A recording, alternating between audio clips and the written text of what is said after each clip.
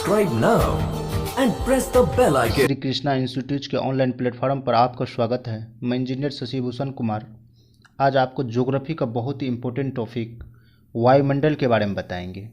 वायुमंडलीय एटमॉस्फेयर के बारे में बताने के लिए जा रहे हैं। ये क्या है, आप इसको 2-3 बार वीडियो को देख लीजिए, भूलने का कोई टेंशन नहीं रहेगा।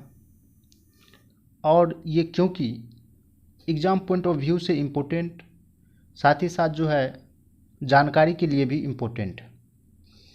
आइए इस पर चर्चा करते हैं विस्तार से। ये क्या है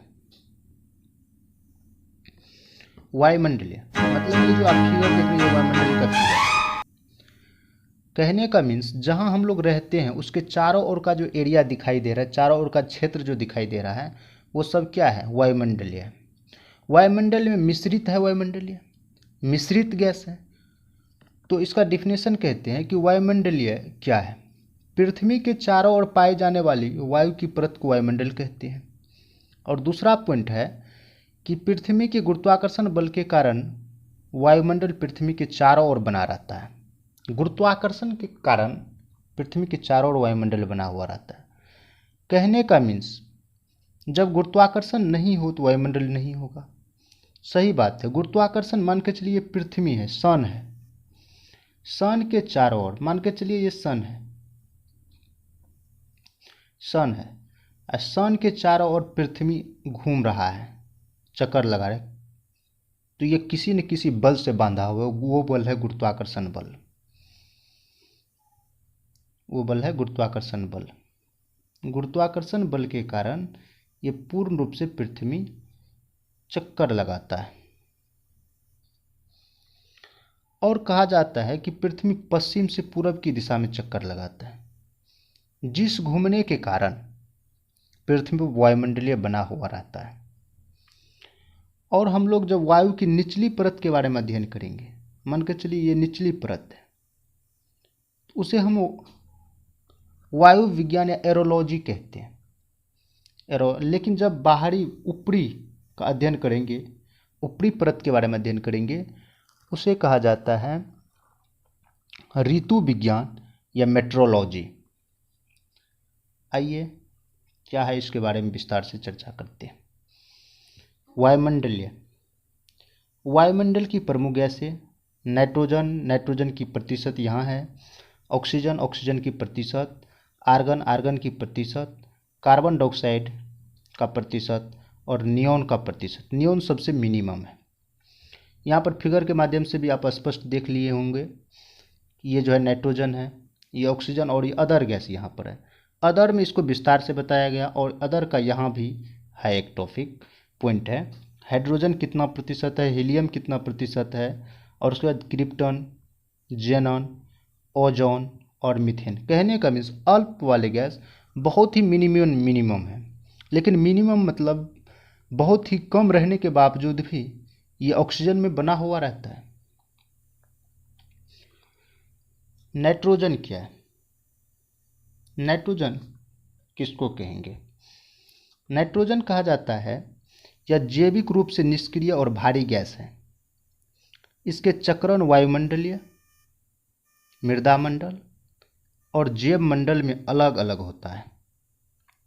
राइबोजियम बैक्टीरिया वायुमंडलीय नाइट्रोजन को नाइट्रेट के रूप में ग्रहण करता है।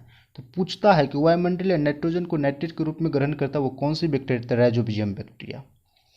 यह नाइट्रिक ऑक्साइड के रूप में अम्ल वर्षा के लिए उत्तरदायी है। नाइट्रोजन ही नाइट्रिक ऑक्साइड के लिए अम्ल वर्षा के रूप में उत्तरदायी है। और देखते हैं आगे।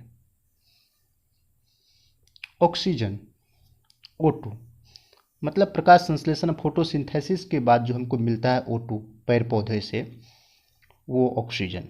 ये प्राणदायी गैस है, मनुष्य के लिए प्राणदायी गैस है और अदर जीव के लिए भी प्राणदायी गैस है। इस भारी गैस का सघन वायुमंडल के निचले भाग में है। मतलब क्या? वायुमंडल का निचले भाग में।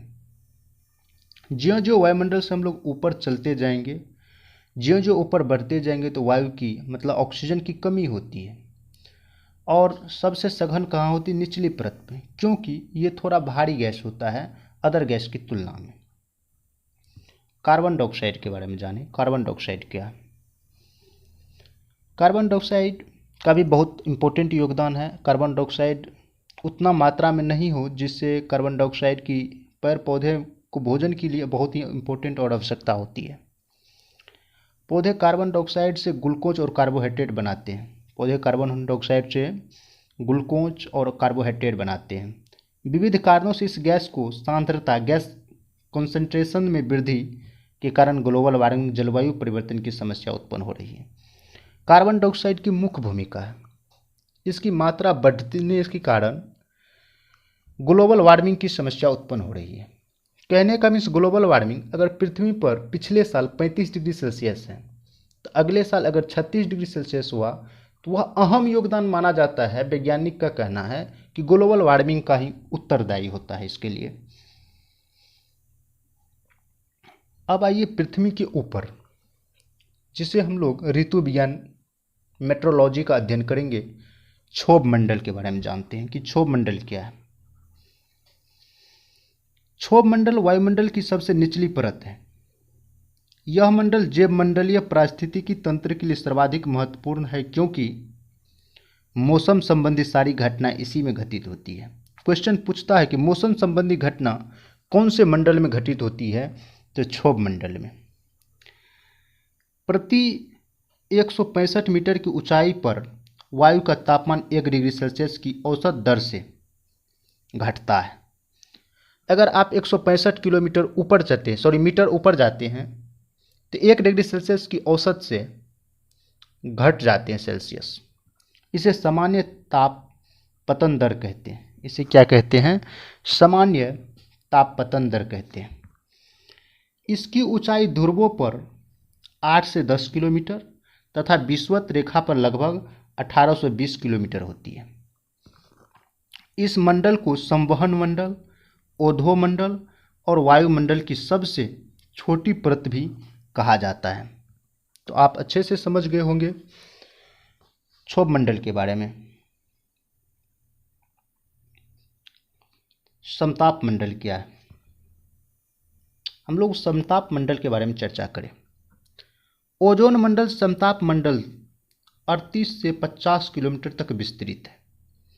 ओजोन मंडल समताप मंडल 38 से 50 किलोमीटर पर विस्तृत है। समताप मंडल लगभग 60 से 70 किलोमीटर तक ओजोन गैस पाया जाता है, जिसे ओजोन परत कहा जाता है। ओजोन परत का भी बहुत इंपॉर्टेंट है। CO2 की मात्रा बढ़ता चला जा रहा है।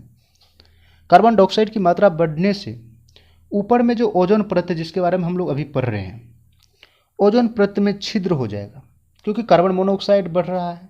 CO2 को बढ़ने से कार्बन मोनोऑक्साइड बढ़ेगा, और जब कार्बन मोनोऑक्साइड की दर बढ़ेगा तो ओजोन में छिद्र होगा, और ओजोन में जब छिद्र होगा, ये अल्ट्रावायलेट रे को, पराबैंगनी किरण को रोकने के लिए ओजोन बहुत ही इम्पोर्टेंट है, बहुत ही महत्वपूर्ण है।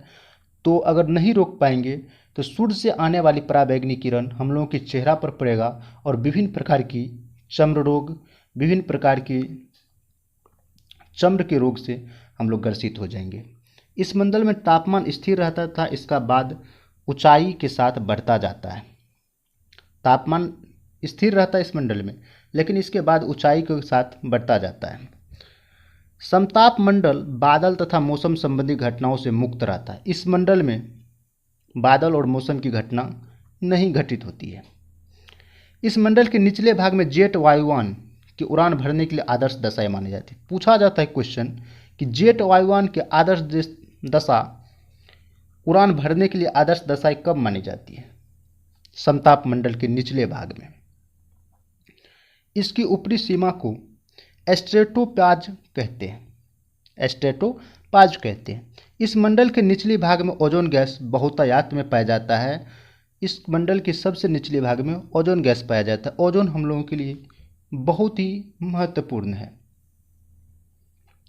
मध्यमंडल क्या है? मध्यमंडल किसे कहते हैं? यह वायुमंडल का तीसरी परत है जो समताप सीमा के ऊपर स्थित है। इसकी ऊंचाई लगभग 80 किलोमीटर तक है। अंतरिक्ष से आने वाले उल्कापिंड इसी परत में जलते हैं। आप देखे होंगे कि आकाश में विभिन्न प्रकार की तारों को चमकते चमकते कोई कोई जलने लगता है। उल्कापिंड जब ऊपर से गिरता है तो मध्यमंडल में आकर के वो जलने लगता है।